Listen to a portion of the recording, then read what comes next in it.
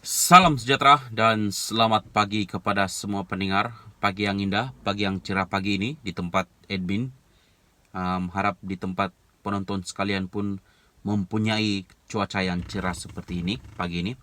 Oke, pagi ini saya ingin berkongsi satu berita mengenai seperti yang kita sedia maklum. Najib mengeluarkan saman sivil kepada Tommy Thomas. Jadi pagi ini keluar akhirnya berita tentang ini yang terkini mengenai perjalanan cerita kes saman Najib kepada Tommy Thomas. Berita ini saya petik dari BH Online bertajuk Tommy serang Najib sejak 2012.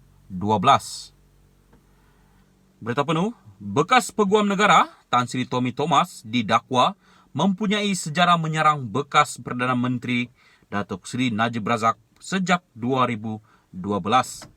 Peguam bela Najib, Yudhisthira Dharma Dorai, berkata Tommy yang dilantik sebagai peguam negara pada 2018 bertemu bekas Perdana Menteri Tun Dr. Mahathir Mohamad pada 2015 dan berbincang mengenai Najib yang dipanggil sebagai penipu. Pada 2016, Yudhisthira berkata, Tommy dilapor mengatakan Najib yang menjadi Perdana Menteri dari 2009 hingga 2018 kehilangan hak untuk memegang jawatan terbabit. Ketika itu, Tommy bukan peguam negara, tetapi beliau mengeluarkan komen sebegitu Tommy adalah orang awam pada 2016. Beliau mengeluarkan komen, pendapat dan kenyataan mengenai Najib bukan sahaja pada 2016, tetapi ketika menjadi peguam negara serta sebelum dan selepas memegang jawatan tersebut. Komen juga dibuat ketika Najib masih berhadapan kes jenayah di mahkamah. Malah ada buku dikeluarkan oleh Tommy mengenai Najib selain pelbagai kenyataan kepada agensi media katanya. Beliau berhujah ketika pendengaran kes saman anak guamannya terhadap Tommy berhubung dakwaan salah laku dalam jawatan awam kerana mengemukakan pertuduhan terhadap bekas Perdana Menteri itu di Mahkamah Tinggi hari ini. Turut hadir pada prosiding ialah Najib dan peguamnya Alan Gomas.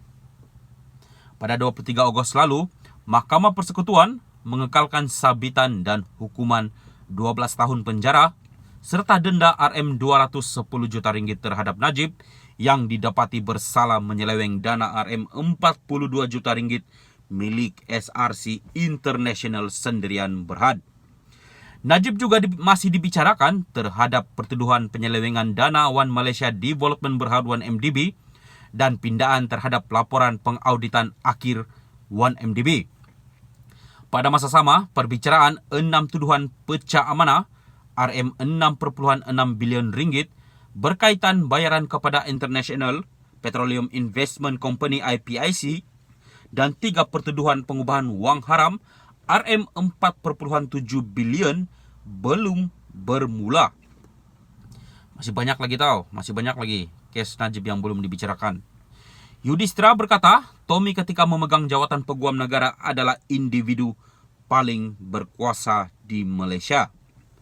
Saya ulang sekali lagi, Yudhisthira berkata, Tommy ketika memegang jawatan peguam negara adalah individu paling berkuasa di Malaysia. Tommy mempunyai kuasa terhadap semua rakyat. Beliau boleh kemuka pertuduhan, gugurkan pertuduhan, dan boleh reban mereka. Minta maaf. Tommy boleh buat banyak perkara.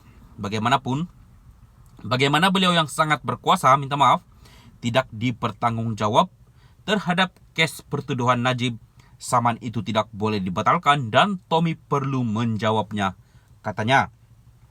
Sementara itu, Gomez berkata, Tommy sebagai peguam negara mempunyai immunity yang untuk mengemukakan pertuduhan kepada seseorang mengikut budi bicara di bawah perkara 145-3 Perlembagaan Persekutuan. Undang-undang jelas mengenai perkara itu. Macam kes SRC International Sendirian Berhad, bukti adalah daripada Suruhanjaya Pencegahan Rasuah Malaysia, SPRM dan polis. Serak sedikit suara admin hari ini. Minta maaf ya guys.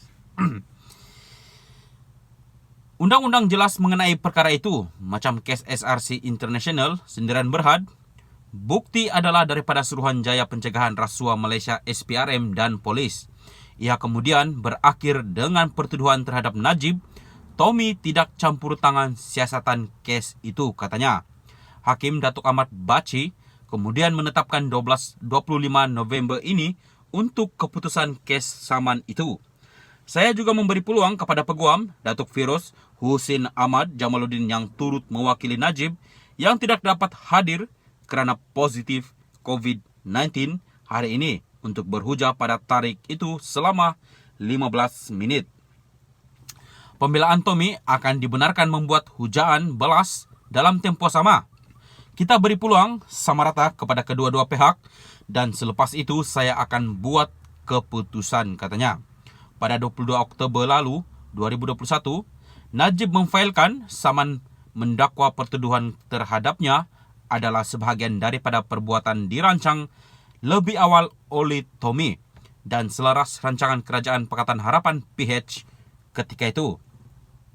Najib 69 mendakwa dituduh secara salah di mahkamah dalam kes 1MDB IPIC salah guna kuasa mengikut Akta SPRM 2009 dan pengubahan wang haram mengikut Akta Pengubahan Wang Haram, pencegahan pembiayaan keganasan dan hasil daripada aktiviti haram 2001.